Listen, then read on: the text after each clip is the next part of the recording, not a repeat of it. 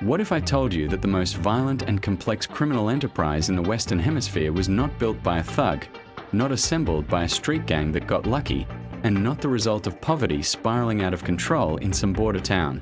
What if the architecture of the modern Mexican drug war, the one that has claimed hundreds of thousands of lives, displaced millions of people, and corrupted governments at every level, was deliberately engineered by a man who carried a federal badge? A man who understood law enforcement from the inside, who knew exactly which doors to knock on, exactly which officials to approach, and exactly how the system could be turned against itself. That man's name was Miguel Angel Felix Gallardo. And before he became the most powerful drug lord Mexico had ever seen, he was a cop. This is not a story about a criminal who got rich. This is a story about a systems thinker who looked at a broken, fragmented, chaotic illegal industry and saw something that almost nobody else could see. He saw a design problem, and then he fixed it. The consequences of that fix are still being felt today, in the form of cartels that control territory the size of European nations, in the form of politicians who govern at the pleasure of organized crime, in the form of violence so normalized that entire generations have grown up knowing nothing else. Part 1 of this series is about the beginning. It's about how one man, operating from within the system he would eventually weaponize, laid the foundation for everything that came after. And it ends with a moment of reckoning, a moment involving one American agent who refused to play along, whose disappearance would unravel everything Felix Gallardo had built. Stay with me, because the deeper we go into this story, the more you'll realize that the scariest criminals are not the ones who break the rules. They're the ones who understand the rules well enough to rewrite them. Let's go back to northwestern Mexico in the 1960s. The state of Sinaloa at this time is something that most people outside of Mexico have never thought about.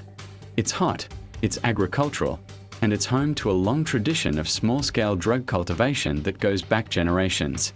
Opium poppies were grown in the mountain ranges.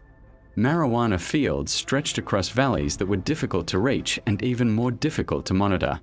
The peasants who grew these crops were not cartel members in any modern sense of the word. They were farmers, people who had stumbled into a profitable crop and were doing what made economic sense for their families. The structure above them was equally informal. Local fixers, small-time smugglers, regional bosses who controlled their little corner of the trade through personal relationships and occasional violence. There was no coordination. There was no strategy. There was no shared infrastructure. This is the world that a young Miguel Angel Felix Gallardo was born into and began to navigate. Born in 1946 in Culiacan, the capital of Sinaloa, Felix Gallardo was not born wealthy. But from an early age, he demonstrated something that would define his entire career, an almost preternatural ability to read people, to understand what they wanted, and to position himself as the person who could deliver it. He was charming in the specific way that dangerous people often are. Not theatrical, not flashy, calm, attentive, and precise. He didn't talk about himself more than he needed to. He asked questions and he remembered the answers. In his teenage years, he caught the attention of Leopoldo Sanchez Celis, a man who would become the governor of Sinaloa. This relationship is worth pausing on, because it tells you everything about how Felix Gallardo operated. He didn't attach himself to criminals first. He attached himself to power. He worked as a personal assistant, almost a domestic presence, in the household of a man who ran a state. He watched how influence operated at the highest levels of regional government. He learned the language of favor and obligation that defined Mexican political culture in that era.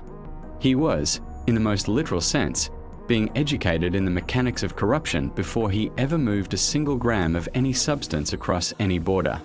By the time he joined the Federal Judicial Police in the late 1960s, he was not a naive recruit. He was a man with a plan, or at least the instincts that would eventually crystallize into one. The Federal Judicial Police, known in Mexico as the PJF, was not the kind of institution that instilled rigid ethical standards in its members. It was, by most historical accounts, an agency that was itself deeply embedded in the informal economy of bribery, protection, and selective enforcement. Joining it was less like joining a law enforcement body and more like joining a particularly powerful guild, one that had its own codes, its own internal hierarchies, and its own arrangements with the criminal world it was nominally supposed to suppress. For Felix Gallardo, the badge was a tool. It was access. It was legitimacy. It was the thing that let him walk into rooms that would otherwise be closed to him. And this brings us to the structural flaw that he identified. Because here is the thing about the Mexican drug trade of the 1960s and 1970s that most people miss. It wasn't small because the demand was small. American appetite for marijuana and heroin was enormous during this period. The counterculture of the 1960s had created a generation of consumers, and the demand did not go away when the decade ended. The trade was small, chaotic, and inefficient because it was fragmented. There were dozens of independent operators scattered across the Sierra Madre Mountains and the Sonoran Desert and the border towns of Baja California and Chihuahua. Each of these operators had their own relationships, their own routes, their own contacts on the American side. And because they operated independently, they were constantly getting in each other's way. They competed for the same border crossings. They paid bribes to the same officials, sometimes undercutting each other in the process. They couldn't guarantee consistency to American buyers because their supply chains were patchwork and unreliable. From a pure business perspective, it was a disaster. A wildly profitable disaster, but a disaster nonetheless. Felix Gallardo saw this and understood something profound. The bottleneck was not the product. It was not the demand. It was not even law enforcement, not really, because law enforcement in this era was largely manageable through the same bribery and corruption that Felix Gallardo had watched operate at the governor's level. The bottleneck was organization. The bottleneck was trust. Nobody in the fragmented world of 1970s Mexican drug trafficking trusted anyone else enough to coordinate at scale. And without coordination, the industry would always be limited by the inherent inefficiencies of operating as dozens of small, competing fiefdoms. What the industry needed, though none of its participants would have described it this way, was a broker. Someone who sat above the regional divisions. Someone who had relationships with everyone and allegiance to none of the competing factions. Someone who could credibly promise enforcement, not just cooperation, because without enforcement, any agreement between rivals would collapse the moment one party decided defection was more profitable than collaboration. Felix Gallardo was going to be that person, and his federal badge was going to be the tool that made it possible. Here is where the story becomes genuinely remarkable, and also genuinely sinister. Because the way Felix Gallardo began to consolidate influence in the late 1970s was not through spectacular violence. It was not through a takeover. He didn't ride into Culiacan or Tijuana or Guadalajara with an army and demand submission. What he did was methodical and almost invisible to outside observers at the time. He used his police credentials to move through the world of government officials in a way that no ordinary trafficker could. He could walk into a governor's office and be received as a law enforcement colleague. He could appear at an airfield that handled government logistics and be waved through as a federal officer. He had the cover of the state draped over his activities like a very expensive, very useful suit. The doors that his badge opened were not just symbolic. They were operational. Mexican governors in this era had significant control over local and state police forces. They had relationships with military commanders. They had influence over which federal operations were approved in their states and which were quietly discouraged. A trafficker who wanted to move product through, say, the state of Jalisco would normally need to negotiate independently with local officials, a risky and unreliable process. But Felix Gallardo, arriving as a federal agent with established political connections reaching back to his days in Sanchez Celas's household, could make those introductions happen at a level that no regional smuggler could access. He was doing something that economists might recognize as vertical integration, but applied to criminal enterprise. He was inserting himself into the space between the producers, the growers and processors in Sinaloa and the surrounding mountains, and the distributors, the people moving product across the border into Arizona and California and Texas. He became the indispensable middle layer. And he did it not through violence, but through a combination of political access, personal credibility, and the implied power of his federal position. He also formed the alliance that would become the foundation of the entire operation. Working alongside Pedro Aviles Perez, who was at that point the most significant drug trafficker in Sinaloa, and beginning to cultivate relationships with a younger generation of smugglers, including a man named Ernesto Fonseca Carrillo, known as Don Neto, and a Sinaloan from the mountains named Rafael Caro Quintero, Felix Gallardo began to construct a network. Not a cartel yet, not in the way that word would later be understood, but a coalition. A set of relationships held together by mutual benefit, and by the understanding that Felix Gallardo was the one with the political connections that made all of their operations viable. This matters because it explains a dynamic that would persist throughout his career. He was not the most violent man in the organization. He was not the most feared in a physical sense, but he was the most necessary. And in criminal enterprises, as in many legitimate organizations, necessity is its own form of power. You can replace someone who frightens you. It's much harder to replace someone who is the only reason your operation functions. Now we need to talk about cocaine. Because everything we've discussed so far, as significant as it is essentially prologue to the moment that truly transformed Felix Gallardo from a regional criminal power broker into the architect of something genuinely unprecedented in North American organized crime. In the late 1970s, cocaine was undergoing a transformation in the American market.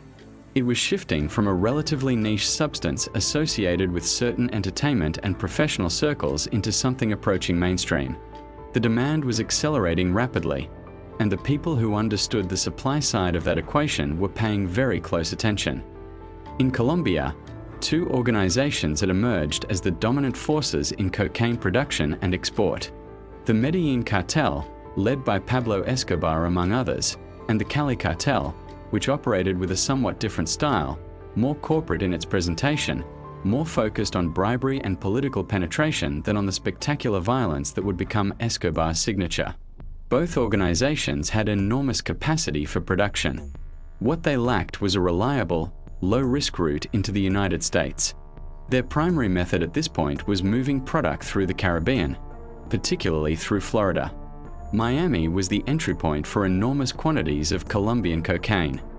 But this route was under increasing pressure. American law enforcement, specifically the DEA and Customs, had devoted significant resources to shutting down the Caribbean corridor.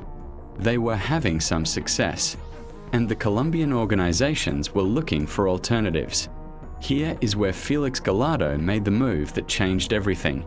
The exact nature of the meetings that brought the Mexican and Colombian networks together is something that historians and journalists have pieced together through testimony, court documents, and investigative reporting over decades. What emerges from this reconstruction is a picture of extraordinary strategic clarity. Felix Gallardo understood that the Mexican smuggling network he had spent years assembling had something incredibly valuable to offer the Colombians: a land border with the United States. 2,000 miles of it. A border that, despite the efforts of American law enforcement, was simply impossible to seal completely. A border that his network knew intimately, including which crossings were manageable, which officials were approachable, and which routes through the desert and mountain terrain could move large quantities of goods with minimal interference. What he proposed to the Colombian organizations was essentially a partnership. The Colombians would provide the cocaine, processed and ready for distribution. The Mexican network would handle transportation from Colombia to Mexico, and then across the border into the United States. In exchange, the Mexicans would receive a fee, initially structured as a cash payment per kilogram transported. This arrangement sounds straightforward when described that way. But the meeting in which it was negotiated, occurring in a context where the participants came from different countries, different criminal cultures, different organizational structures, and brought with them the inherent mistrust that characterized all interactions in this world, required something very specific to make it happen. It required a guarantor, someone who both sides trusted, or at least trusted enough to sign off on the arrangement. Someone with enough credibility in both the criminal world and the political world that defection from the agreement would carry real consequences. That person was Felix Gallardo. Think about what he brought to that table. He had established relationships with the Colombian organizations through prior contacts in the marijuana trade, where Colombian networks and Mexican networks had occasionally intersected. He had the political infrastructure in Mexico that made the arrangement operationally viable. He could credibly promise that product moving through his network would be protected, not just by criminal muscle, but by the cooperation of law enforcement officials and politicians who were embedded in his network of relationships. This was not something that any Colombian organization could obtain independently in Mexico. It required years of relationship building, the kind of patient, methodical work that Felix Gallardo had been doing since his days in the governor's household. The deal was made, and the consequences were almost immediate and almost impossible to overstate.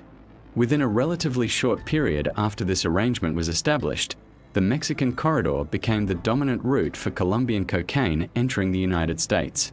The numbers that historians and law enforcement analysts have associated with this period are staggering. Estimates suggested that by the early 1980s, somewhere in the range of 70 to 90% of the cocaine entering the United States was moving through Mexico. Through the infrastructure that Felix Gallardo had built and that he now controlled as the essential choke point. Let that number sit with you for a moment. 90%. That's not a significant player. That's a monopoly. And a monopoly built not through conquest or superior violence, but through superior organization and the strategic use of political relationships that had been cultivated over more than a decade. And here is the thing that makes this arrangement even more consequential than it first appears. At some point, the payment structure shifted. Instead of receiving cash per kilogram, the Mexican network began accepting payment in cocaine itself, a percentage of each shipment, rather than a flat fee. This was, from a business standpoint, a transformational moment. It meant that the Mexican organizations were no longer just service providers for the Colombians.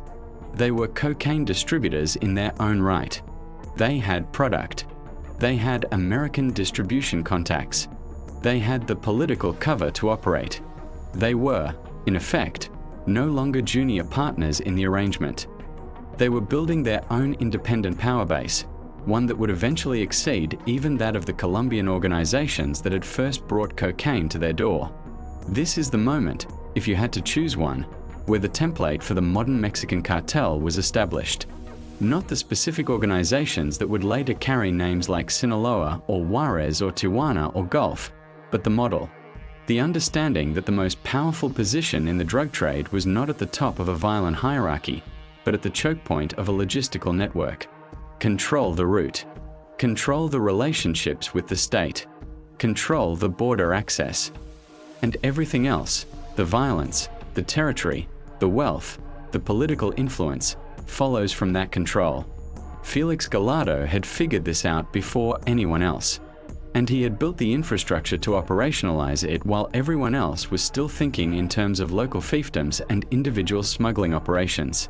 By the early 1980s, he had relocated to Guadalajara, the capital of Jalisco and one of Mexico's most cosmopolitan cities. This was a deliberate choice. Guadalajara was not a border town. It was not, in the public imagination, associated with drug trafficking the way that Sinaloa or Tijuana might be. It was a city of culture and commerce, a place where a wealthy businessman with government connections could move through the social world without attracting undue attention. He lived openly. He had legitimate business interests. He was known to local officials. He threw parties that were attended by politicians and law enforcement figures and business people. He was, in the presentation he offered to the world, a successful entrepreneur.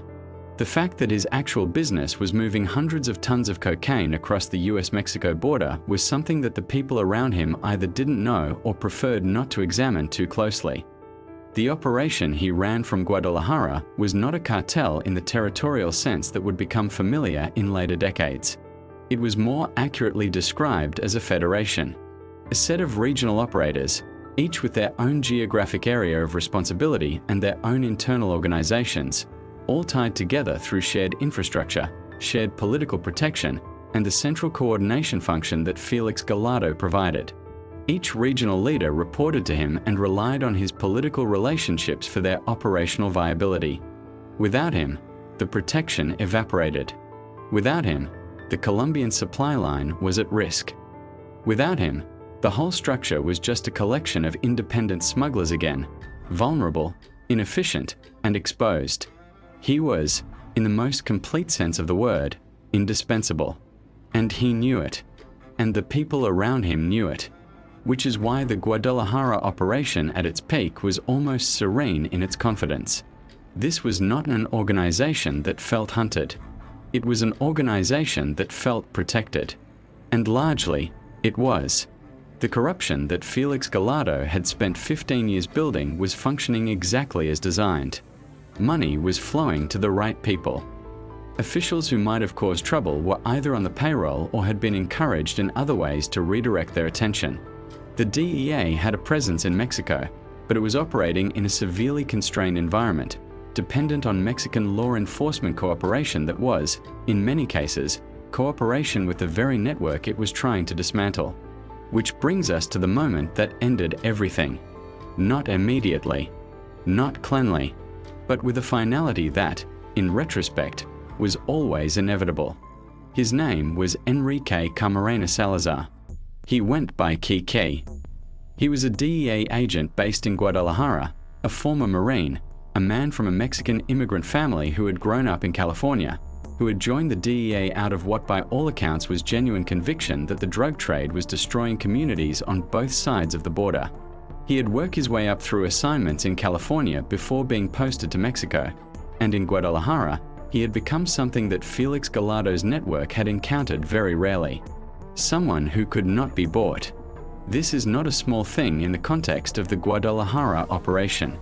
The entire architecture of what Felix Gallardo had built rested on a fundamental assumption, that everyone had a price. That every official, every agent, every politician could eventually be reached through the right combination of money and threat. This assumption had been validated hundreds of times over the course of his career. It had formed the bedrock of his operational philosophy. The system worked because the system was corruptible, and he was the most skilled corrupter operating in it. Kiki Camarena was an anomaly. He was filing reports. He was cultivating informants. He was building a picture of the Guadalajara operation from the inside out, carefully documenting the connections between the drug network and the political figures who protected it. His work was leading toward something, toward a level of exposure that the operation could not withstand, toward evidence that would be difficult for American authorities to ignore even if their Mexican counterparts were compromised. For Felix Gallardo, the man who had spent his entire career using his understanding of systems to solve problems, Camarena represented a problem of a type he had not encountered before. Not a rival to be co-opted. Not an official to be bribed. Not a threat that could be managed through the normal mechanisms of political influence. Camarena was taken on February 7, 1985.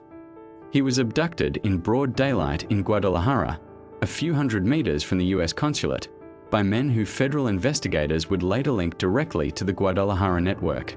What happened to him after that is something we will cover in detail in part 2 of this series, because it deserves the full gravity of its own examination. But here, at the end of part 1, I want to leave you with a specific thought.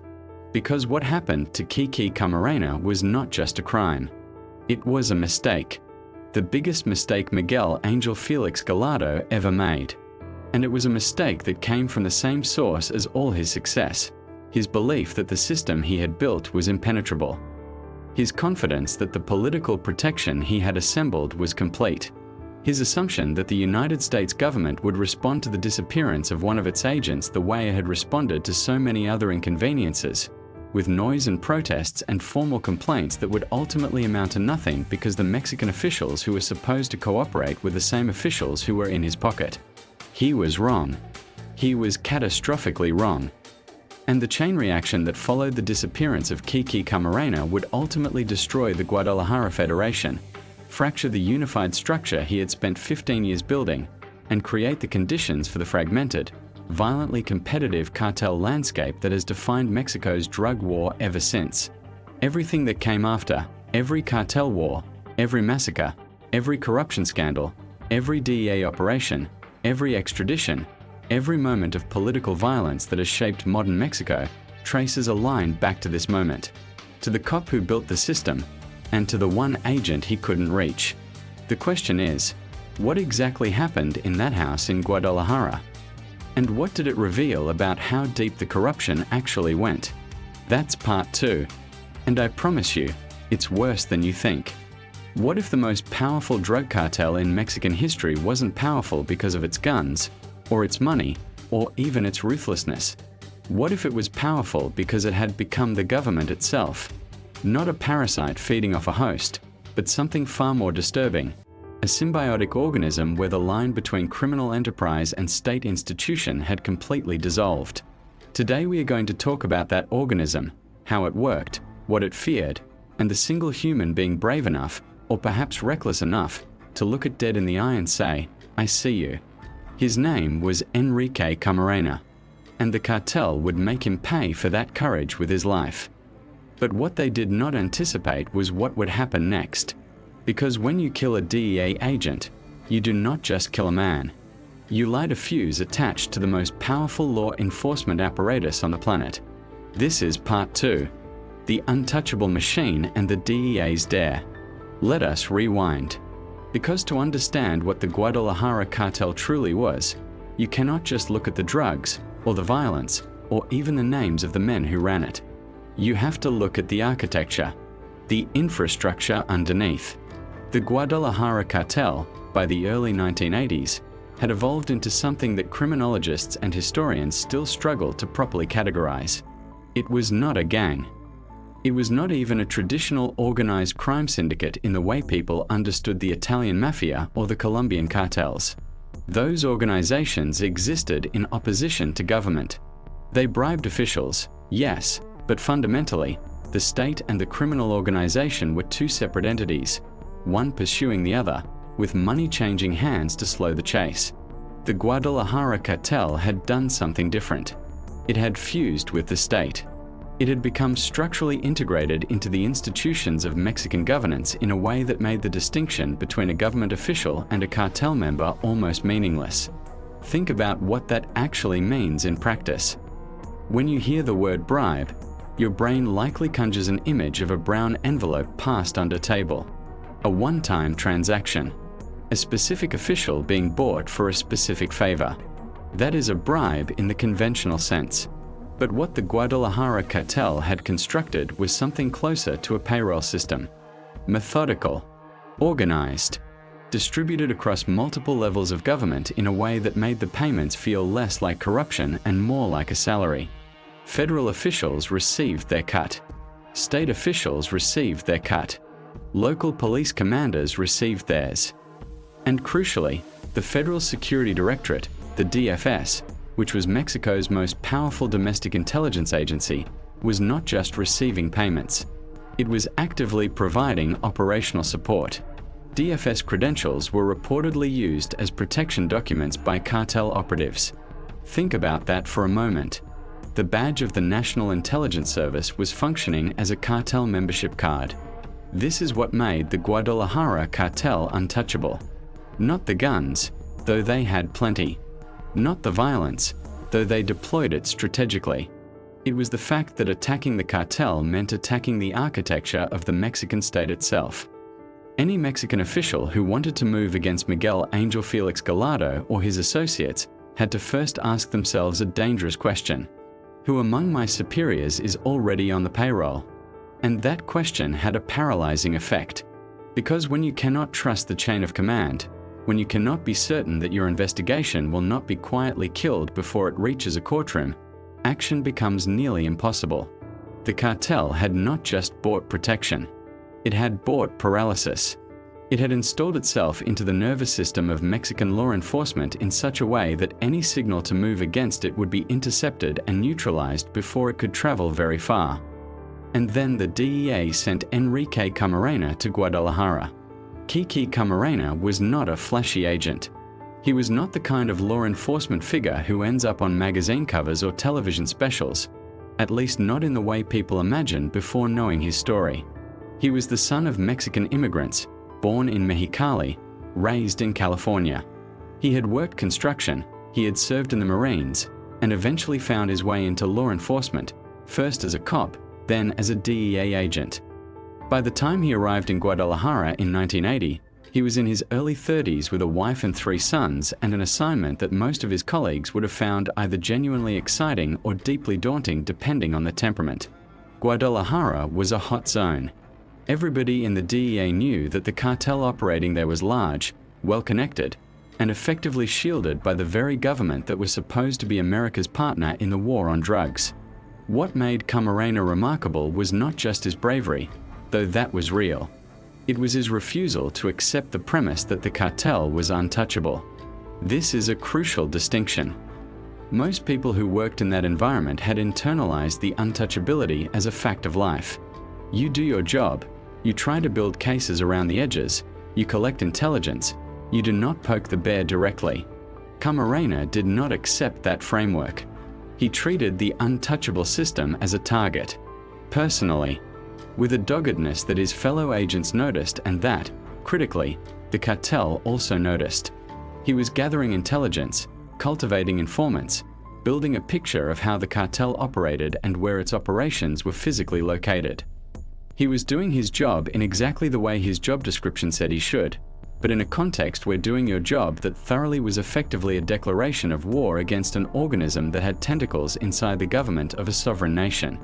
There is something almost Shakespearean about Camarena's position. A single man, armed with a badge and a notepad and an unwillingness to be intimidated, walking into an architecture of corruption so vast and so deeply embedded that kings could not dislodge it. But he kept going, and eventually, his work led somewhere enormous. His investigation, combined with intelligence gathered by Mexican authorities who were not on the cartel's payroll, which was a smaller group than you might hope, zeroed in on a location in Chihuahua, in northern Mexico, a place called Rancho El Bufalo. When Mexican federal forces raided Rancho El Bufalo in November of 1984, what they found there broke every pre-existing scale for measuring drug operations. This was not a drug farm. This was a drug empire's crown jewel. Spread across thousands of hectares in the Chihuahuan desert, the plantation was growing marijuana on an industrial scale. Thousands of workers, hundreds of armed guards, an entire agricultural operation staffed, managed, and defended like a military installation. When authorities calculated the value of what they seized and destroyed, the number was staggering. Approximately $8 billion worth of marijuana. $8 billion in 1984 dollars. To put that in perspective, the entire DEA budget for that year was a fraction of that figure. The cartel had built, in a remote corner of northern Mexico, an operation that was generating more wealth than some small countries. The raid was a massive public victory. It was the kind of seizure that gets celebrated in press conferences and generates headlines. And on the surface, it looked like a win for law enforcement. But here is where the story turns, and turns hard. Because a seizure of that magnitude did not just hurt the cartel financially. It forced a reckoning. It forced Miguel Angel Felix Gallardo, the man known as El Padrino, the godfather, the calculating, cold-blooded architect of everything the cartel had become, to confront a problem with no comfortable solution. Someone had found El Bufalo. The intelligence that led to that raid had come from somewhere. And that somewhere pointed, at least in significant part, to the DEA office in Guadalajara, and to a specific agent who had been asking too many of the right questions. Gallardo was not a man who made emotional decisions. That was one of the things that made him so dangerous. He was methodical, strategic. He thought in consequences and calculations, not in rage. So when he was confronted with the reality of what the El Bufalo raid meant, he did not simply react. He analyzed. And the analysis presented him with what was, in the coldest possible terms, a binary choice. Option 1, allow the investigation to continue. Accept that Camarena and the DEA were going to keep building their case, keep turning over rocks, keep mapping the connections between the cartel's operations and the government officials who protected them. Allow that process to unfold and risk the exposure of the entire network, including the DFS officials, the federals, the politicians who had made the whole organism possible. Because if those connections became documented and public, the consequences would extend far beyond the cartel itself. They would detonate inside the Mexican government like a bomb. Option 2 was something that no rational criminal organization was supposed to even consider: killing a federal agent of the United States Drug Enforcement Administration. This was a line that even the Colombian cartels, for all their brutality, generally understood was not to be crossed. There was an unspoken calculus in the international drug trade that said, killing a DEA agent crosses a threshold that brings consequences no organization can survive intact. The DEA was not Mexican local police. It was not a state institution whose leadership could be bought and whose investigations could be quietly killed. It was an arm of the United States federal government, with all the resources and political will that implied. Killing a DEA agent was understood to be the kind of act that makes the most powerful government on earth decide that stopping you is now a matter of national priority rather than law enforcement routine. Gallardo made the choice anyway, which tells you something important. It tells you that he believed, at some level, that the connections the cartel had built, the depth of its integration with the Mexican state, would shield it even from the full fury of an outraged American government. He believed the network was strong enough to absorb that blow. He was catastrophically wrong. But we will get to that. On February 7, 1985, Enrique Camarena left the American consulate in Guadalajara to meet his wife for lunch. He never arrived. He was grabbed on the street in broad daylight, forced into a vehicle, and disappeared. Also taken around the same time was a Mexican pilot named Alfredo Zavala Avalar, who had worked with the DEA. The kidnapping was brazen in a way that communicated something deliberate. This was not a covert operation. This was a message, executed in public, on a busy street, in a major Mexican city. The cartel was not hiding what it was doing. It was displaying it. What followed was 30 hours of systematic, methodical torture. The details that eventually emerged, through investigations and through the interrogation tapes that were later recovered, were the kind that you do not easily forget once you have encountered them. Camarena was kept alive, deliberately, through the duration. The purpose was not simply to cause pain. It was to extract information about DEA operations, about informants, about what the agency knew and who had told them. A physician was reportedly present, specifically to monitor Camarena's condition and ensure that the interrogation could continue. He was kept alive specifically so that more could be done to him. The tapes that were later recovered captured the voices of people asking questions, and investigators who analyzed those recordings identified what they believed were the voices of people connected to Mexican law enforcement, which meant that the murder of a DEA agent may have been conducted with direct participation from the very officials who were supposed to be Mexico's partners in fighting drug trafficking. Camarena's body, along with Zavala's, was found a month later, in February 1985, in a field in Michoacan state. They had been killed after the torture session ended, their bodies wrapped and abandoned. The forensic evidence confirmed what the interrogation tape suggested. The injuries were extensive, systematic, and indicated that death had taken a very long time to arrive. The moment the news reached Washington, something shifted. And it shifted at a level that went beyond law enforcement. Because when you kill a DEA agent, you are not just committing a murder. You are making a statement to the United States government about what you think you can get away with. And the United States government, whatever else might be said about it, has a very specific and very intense response to that kind of statement. The response was Operation Leyenda, which translates roughly to Operation Legend, and it was, at the time, the largest homicide investigation in DEA history. The agency did not send a few agents to look into the murder of one of its own. It mobilized. Teams of investigators were deployed. Resources that had previously been allocated to other operations were redirected. The single mission became identifying every person involved in the kidnapping, torture, and murder of Kiki Camarena, and ensuring that they face consequences. What made Operation Leyenda remarkable was not just its scale, but its methodology and its targets. Because the investigation was not content to identify the cartel members who had physically carried out the kidnapping. It was following the threads upward, into the DFS, into the federal police, into the government officials who had created the conditions that made the murder possible. This was not a drug case anymore.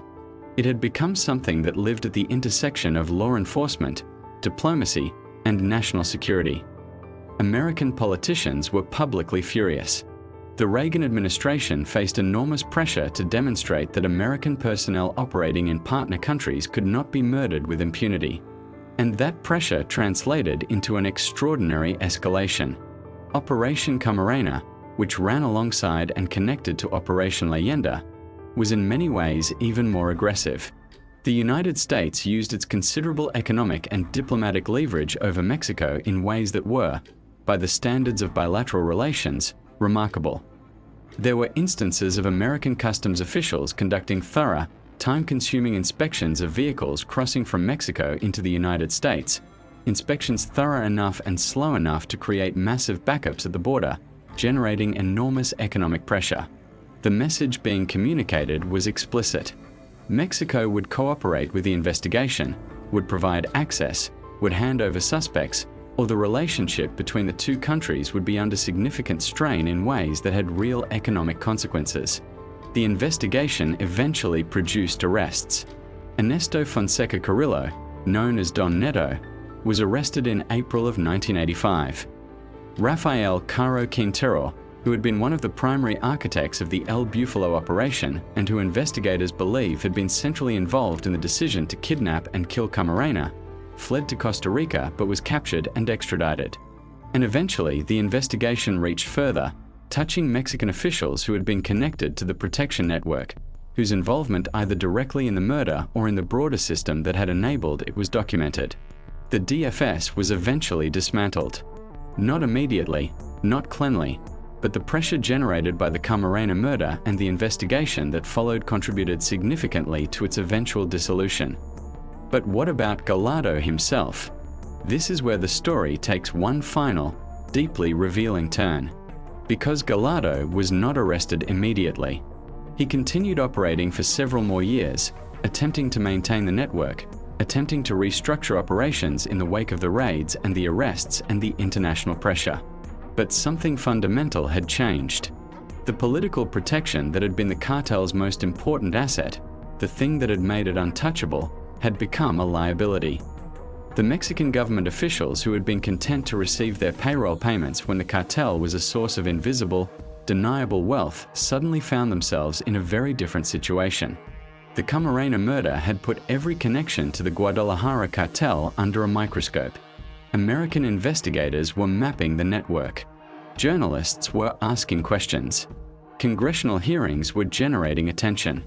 For a Mexican politician or official who had been quietly receiving cartel money, the calculus had inverted catastrophically. What had once been a low-risk, high-reward relationship had become a potentially career-ending, freedom-threatening association. Gallardo had become radioactive.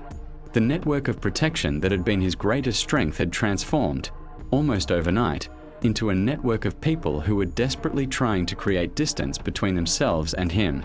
The very officials who had enabled his organization, who had taken his money and provided his cover, now had every incentive to cooperate with investigators, or at minimum to stop protecting him, simply to avoid being consumed by the fallout. The untouchable machine had touched something it should not have touched, and in doing so, it had begun to dismantle itself. Gallardo was eventually arrested in 1989. The arrest was itself significant in its manner. It was carried out not through the massive, internationally publicized operation that his crimes might have suggested, but relatively quietly, by Mexican federal agents, in a moment that felt in some ways like the government finally deciding that the liability of protecting him had exceeded any conceivable benefit. He was charged in Mexico with offenses including the murder of Camarena, among other charges related to his drug trafficking activities. He received a lengthy prison sentence and has remained incarcerated in Mexico since his arrest, though even his time in prison generated controversy, with reports of his continued ability to conduct business from behind bars, a final echo of the system he had constructed. But the broader story does not end with Gallardo's arrest. Because the Guadalajara cartel's collapse did not mean the end of organized drug trafficking in Mexico. It meant fragmentation. The careful, centralized structure that Gallardo had built, the single organism that coordinated operations and managed relationships with the government, broke apart into the regional organizations that would eventually become the cartels that defined the crisis of the following decades. The Tijuana cartel, the Juarez cartel, the Sinaloa cartel. These were not new growths. They were pieces of the Guadalajara cartel's body, each taking a regional territory and building its own structure, its own relationships, its own capacity for violence. In a dark and unintended way, the destruction of the Guadalajara cartel was simultaneously the creation of the modern Mexican cartel landscape. And Kiki Camarena, the man who had treated the untouchable as a target, whose investigation had contributed to finding El Bufalo, whose murder had triggered the seismic response that began to crack the machine, became something larger than himself in death. The DEA established the Red Ribbon Week program in his memory, an anti-drug awareness campaign that reached millions of American schoolchildren in the years following his death. His story became, in the official telling, a story about the ultimate cost of the war on drugs and the heroism of those who fight it. And it is certainly that. But it is also something else. It is a story about the true nature of power. About what happens when an institution built on corruption encounters someone who refuses to pretend the corruption is not there. About the difference between a system that is strong and a system that merely appears strong because everyone around it has agreed to act as though it is. The Guadalajara cartel appeared invincible. It had the government. It had the money. It had the intelligence service. It had an $8 billion marijuana farm in the desert. And a single DEA agent with a notepad and a refusal to look away became the thing that started its unraveling. Not because one man is stronger than a cartel. He was not. The cartel killed him. But because the decision to kill him, the decision born of desperation and miscalculation, the belief that the machine was strong enough to absorb even that, was the moment the organism made its fatal error. It had confused its own invulnerability with its protector's loyalty. And those are not the same thing. When the protection became more dangerous than the criminal it was protecting, the protection evaporated. And what had been untouchable became, quite suddenly, very touchable indeed. This is what the Guadalajara cartel ultimately teaches us. It is not a story about drugs. It is a story about power and its limits. About institutional corruption and how deeply it can burrow into the state before it becomes impossible to dislodge without destroying the host. About how the most dangerous thing you can do when you are a fundamentally corrupt enterprise is to make a decision so monstrous that it forces everyone around you to calculate whether continuing to protect you costs them more than abandoning you. Gallardo made that decision on February 7, 1985, when his men grabbed Kiki Camarena off of Guadalajara Street. The answer to his calculation came quickly, and it came from everywhere at once. From Washington, from the border crossings, from the law enforcement agencies, and eventually, fatally, from the very officials within the Mexican government who had once been his most valuable assets and who now would not take his calls. The untouchable machine had made itself untouchable through a web of relationships built on mutual interest and mutual vulnerability. When one action destroyed that mutuality, when protecting Gallardo became more dangerous than exposing him, the web collapsed. And the man who had believed himself to be the spider at the center of everything found that he had been living, all along, in a trap of his own construction. In our next episode, we are going to follow what happens after the arrest, the fragmentation, the rise of the next generation of cartel leaders who had learned their lessons from Gallardo's mistakes, and the question that haunts all of it: did the destruction of the Guadalajara cartel make the drug trade smaller and more manageable? Or did it simply make it more distributed, more violent, and ultimately more dangerous? The answer is not what you might hope. Stay with us. What you are about to hear is not a story about how a government defeated a drug lord.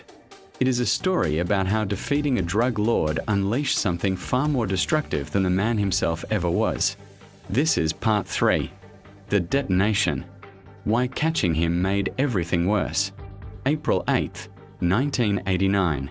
Guadalajara, México. Federal officers force a man to the ground outside his own home. He does not resist. He has always understood power too well to waste energy fighting the inevitable. What makes this moment different from any ordinary arrest is who is doing the arresting and who is being arrested. The officers pressing their knees into his back graduated from the same academy he did. They carried the same federal identification he carried for over a decade. The Mexican state, the very institution he had spent his career corrupting so thoroughly that the distinction between government and cartel had effectively dissolved, was now the instrument of his capture. His name was Miguel Angel Felix Gallardo. And the bitter irony that morning was not lost on anyone who understood what he had built. He was not brought down by a heroic investigation that dismantled his empire.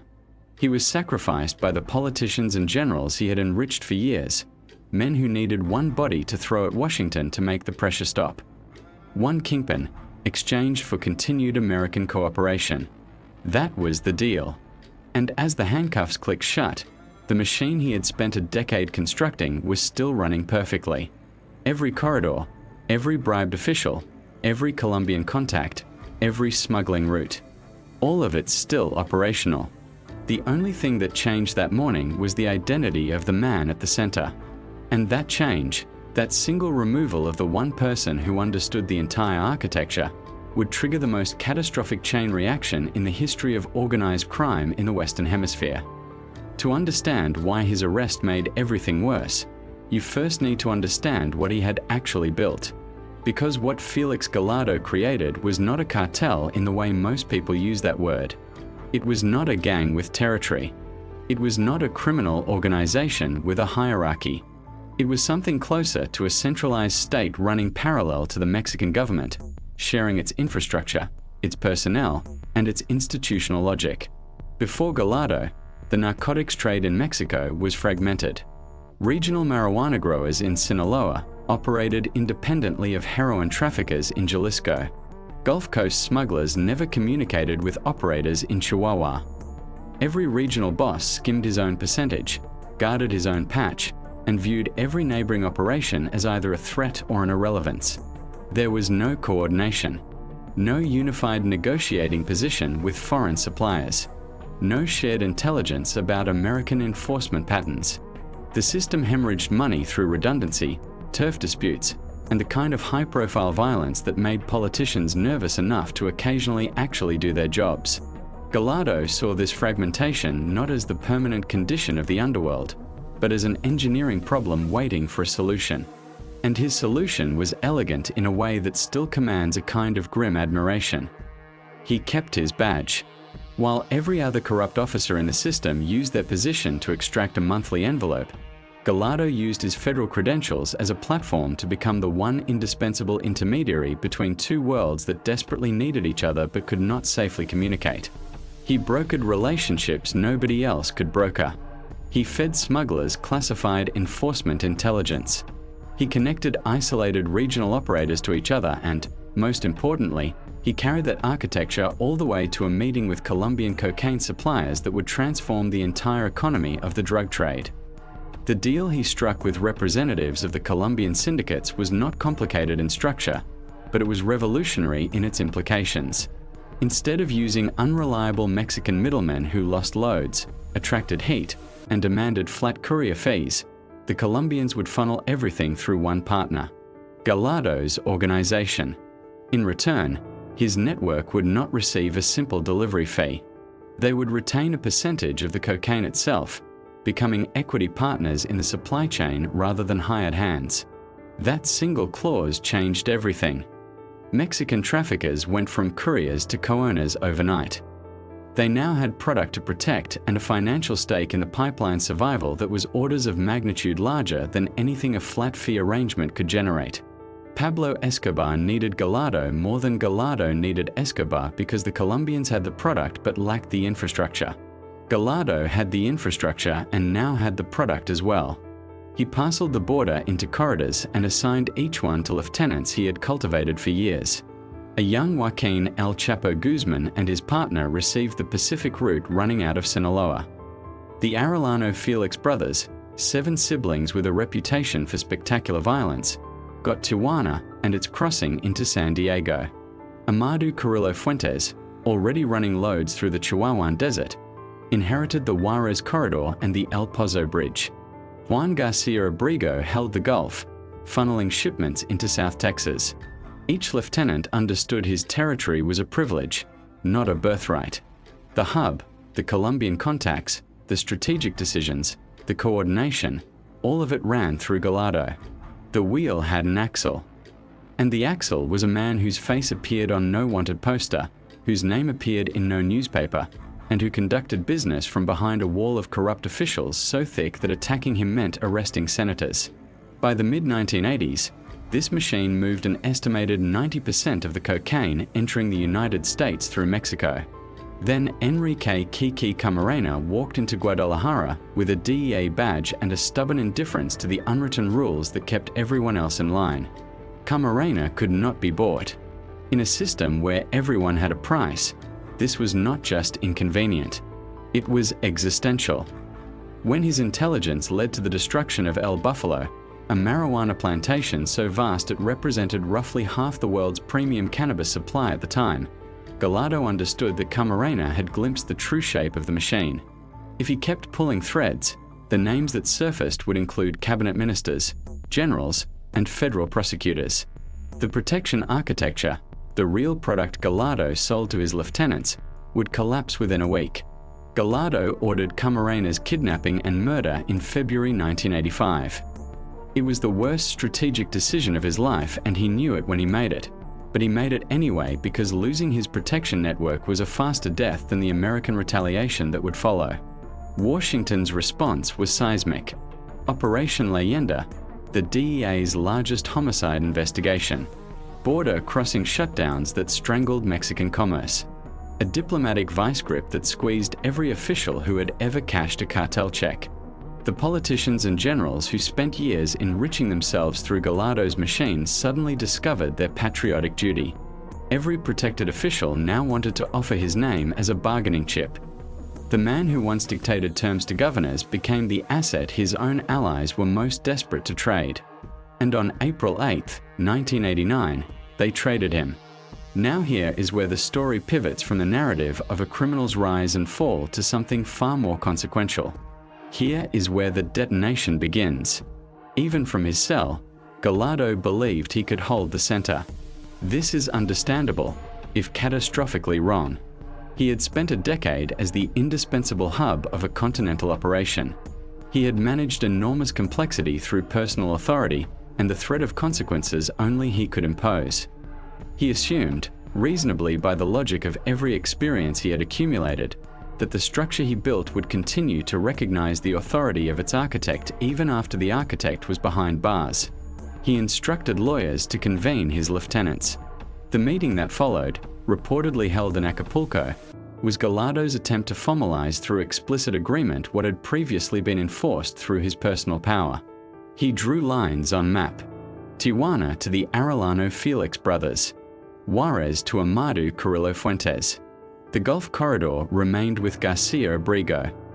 The Pacific Sinaloa route passed formally to El Chapo and his partners, with Ismael El Mayo Zambada rising beside them as a quiet but formidable figure. His instructions were clear. Hold your corridor. Maintain discipline. Avoid attracting American attention. Route all inter-corridor communications through me. He envisioned himself as a constitutional monarch governing through telephone calls. The spider, still centered in a web that now stretched from the Pacific to the Gulf of Mexico. He was wrong in the specific way that only people who have successfully centralized enormous power can be wrong. He confused the structure's dependence on him with the structure's loyalty to him. Those are entirely different things. Dependence exists because no alternative is available. Loyalty persists even when alternatives emerge. Gallardo had created dependence, not loyalty. And the moment each lieutenant held his corridor independently, alternatives to Gallardo's coordination became not just available but inevitable. The phone calls went unanswered. The messages received polite non-responses. Because each lieutenant was discovering something Gallardo had always known but perhaps failed to account for in his retirement planning. Controlling a corridor means controlling its Colombian supplier relationships, its local bribe network, its enforcement muscle, and its revenue stream. None of those things required a phone call to a man in a wheelchair behind prison walls. Gallardo had not delegated authority. He had distributed sovereignty. Each lieutenant was now effectively a head of state with his own treasury, his own army, and zero structural obligation to recognize an emperor who could not enforce a single consequence. And without a central authority capable of arbitration, the borders he drew on that Acapulco map did something predictable. They hardened into front lines. The Arellano Felix brothers in Tijuana spotted Sinaloa loads transiting their territory and demanded a toll, a percentage of every shipment crossing through their corridor into San Diego. El Chapo, who had received the Pacific route as his assigned territory under the partition, refused. The negotiation that followed was conducted not with phone calls but with bullets. And this is the critical structural point that explains everything that follows. The violence was not random. It was not the product of hot tempers or personal vendettas, though those elements existed. The violence was structural. Gallardo's system had worked because he could enforce cooperation. Cooperation backed by enforcement is stable. Cooperation without enforcement is optional. And optional cooperation between armed rivals with competing territorial claims and billions of dollars at stake never lasts longer than the next disputed shipment.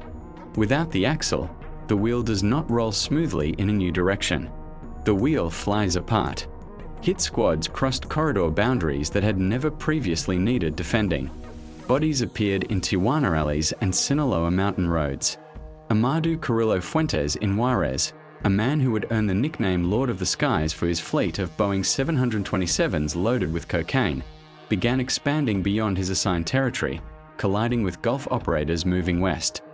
In every direction, men who had shared meals and handshakes under Gallardo's roof now shared only body counts. The cooperative franchise he designed collapsed into open war within months. What took a decade to construct fractured in less than a year. And here is the dimension of that fracture that most narratives fail to capture. It did not produce 4 warring organizations. It produced 4 warring organizations, each of which would themselves fracture, each fragment developing its own internal tensions, its own breakaway factions, its own successor conflicts. The fracture was not an event. It was the beginning of a process that has not stopped. Every major criminal organization that has terrorized Mexico across the 3.5 decades since Gallardo's arrest traces its lineage directly back to that Acapulco meeting and the structural void his imprisonment created. The Gulf Cartel, inheriting Garcia Abrigo's corridor, faced a manpower crisis in the late 1990s. Its new leader, Ojurel Cardenas Gillen, solved this problem by recruiting deserters from Mexico's elite Special Forces unit. These soldiers, trained by the Mexican military with American assistance to fight cartels, became the enforcement arm known as Los Zetas. Their operational methodology was something the drug trade had never quite seen before. Military discipline applied to criminal violence.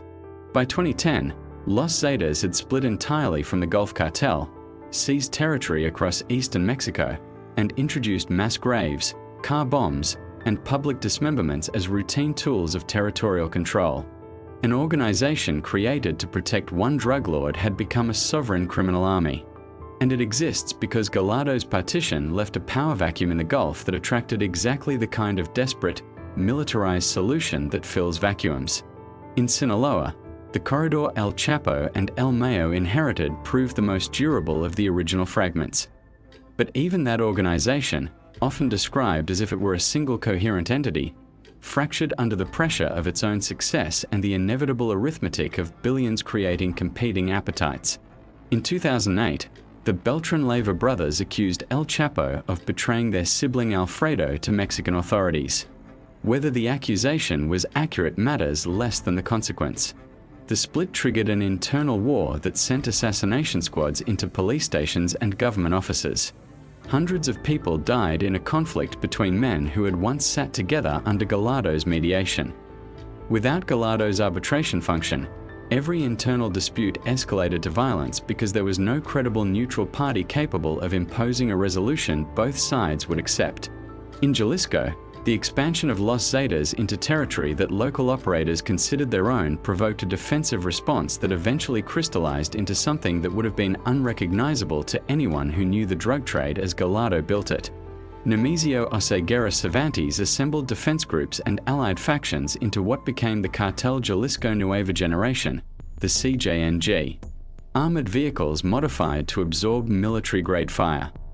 Weaponized drones dropping improvised explosive devices on police convoys. Operations that extend not just across Mexico but into Europe, Asia, and West Africa. A genuinely global criminal enterprise that exists because Gallardo built the infrastructure it inherited, and because the fracture of that infrastructure created exactly the kind of brutal competitive environment that rewards the most ruthless and adaptive survivor. Trace any of these organizations back far enough and you arrive at the same point. A police officer who saw a structural flaw in a fragmented criminal landscape and fixed it by centralizing everything under one hand. And then an arrest that removed that hand without dismantling a single element of the structure it had built. The Mexican government did not defeat the drug trade in 1989. It removed the one person who understood where all the valves were and watched every valve burst open simultaneously. The numbers that have accumulated since that April morning in Guadalajara resist easy comprehension. An estimated 400,000 people dead in Mexico's drug violence over the 3.5 decades since Gallardo's arrest. 400,000. Cities like Ciudad Juarez endured periods where the sustained sound of gunfire replaced normal city noise. Entire regions of the country fell under the effective governance not of elected officials, but of men with rifles who inherited corridors drawn by a half-blind former police officer in a prison cell. The Mexican military deployed hundreds of thousands of soldiers against organizations that exist in their current form only because the government's solution to the problem of Felix Gallardo was to remove him without addressing anything he had actually built. And this is perhaps the most tragic dimension of the entire story. Before Gallardo, Mexico's narcotics landscape was scattered, comparatively low stakes, regionally contained. The violence that accompanied it rarely crossed state lines or achieved the systemic intensity that would come later. He assembled those fragments into something cohesive and, in a genuinely dark sense, efficient. And when the government removed him, it did not dismantle the highway. It shattered the only person who knew where all the exits were. Every exit became an entrance for something worse. Felix Gallardo is still alive. He is nearly blind, nearly deaf, and confined to a wheelchair inside a Jalisco prison. A petition for house arrest was denied. His former lieutenants became the subjects of Netflix series, the targets of billion-dollar extradition proceedings, the faces of an era. El Chapo's trial produced front-page headlines for months. The Arellano Felix brothers became the subject of their own documentary treatment. Amadou Carrillo Fuentes died under mysterious circumstances during plastic surgery in 1997, generating conspiracy theories that persist to this day. Gallardo's face appears in the footnotes of these stories, if it appears at all. The architect sits in obscurity while the buildings he raised dominate the skyline. This is not an accident of history.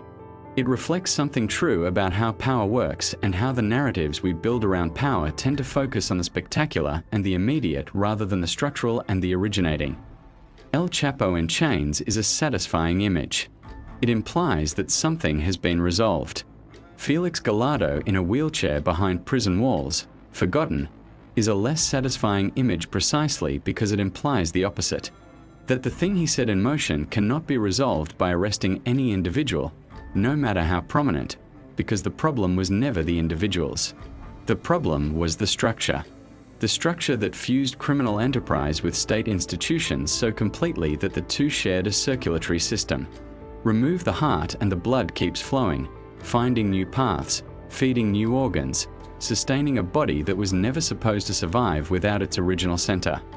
He believed he was building a controlled system, a monopoly so deeply embedded in the Mexican state that neither side could afford to destroy it. He was right about the embedding. He was catastrophically wrong about the control. What he actually built was a machine whose stability depended entirely on the continued presence of its designer at its center. Remove the designer and the machine does not stop. It does not even slow down meaningfully. It simply loses the regulatory function that kept its competing components from consuming each other. And consuming each other is exactly what they did. And they are still doing it. The chain reaction Felix Gallardo triggered on April 8, 1989, or more precisely the chain reaction that the Mexican government triggered by removing him without a plan for what came next, has now run for over 35 years. 400,000 dead. Tens of thousands disappeared. Entire communities displaced or living under the effective authority of armed organizations that trace their institutional DNA back to corridors drawn on a map at a meeting in Acapulco by a man who thought he could run an empire by telephone. The Mexican government trained him, armed him, credentialed him, watched him build the machine that is now consuming the state from the inside, then arrested him to satisfy a foreign government's demands. And in doing so, did not solve the problem of Felix Gallardo. They solved the problem of Felix Gallardo's convenience and created the problem of everything that came after. He was never just another crooked cop. He was the only person who saw the entire board and understood how all the pieces related to each other. His badge was not a disguise. It was his genuine competitive advantage. The institutional access, the professional credibility, the network of relationships built during legitimate service, these were the real raw materials of what he constructed. And the institution that provided those advantages now sits surrounded by the consequences of having trained him so well. This is not a story with a resolution. The organizations his fracture spawned are not fading artifacts of a particular era. The CJNG is expanding. Sinaloa remnants are fighting each other. New fragments are consolidating in regions that were once marginal. The process Gallardo set in motion is not complete. It may not have a completion. What began as one federal police officer's solution to the inefficiency of a fragmented criminal landscape has become the defining crisis of a nation. 400,000 people who had names, families, futures, and the simple expectation that they might live their lives without being consumed by violence sparked by decisions made before some of them were born.